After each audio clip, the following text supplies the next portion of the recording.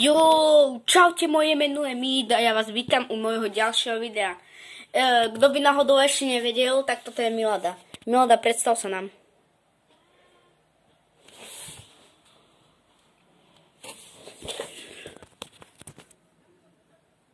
Čus, ja som Milada, môžete ma volať Sigma. OK, meno má Milada, ale keď chcete, môžete ju volať Sigma. Ide o to, že táto ryba... Počkaj, je to tráva.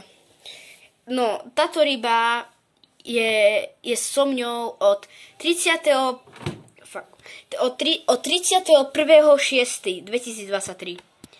A koľko to je dneska? Neviete? Napíšte mi to do komentárov, koľko to je dneska, OK?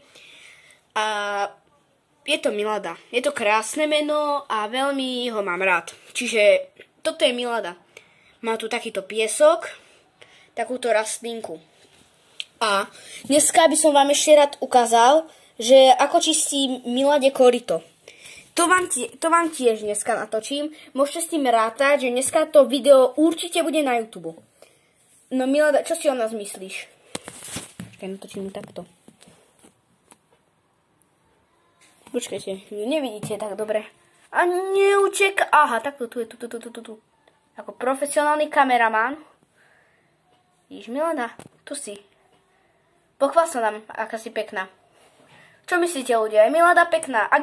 Urobíme si mini experiment. Ak je Milada pekná, daj na toto video like. A keď Milada podľa teba není pekná, napíš komentár, prečo Milada pekná není. No a ja sa s vami lúčim. Zatiaľ čaute a daj like a odber na toto video a zvonček, aby ti neuteklo žiadne nové video. Ahoj!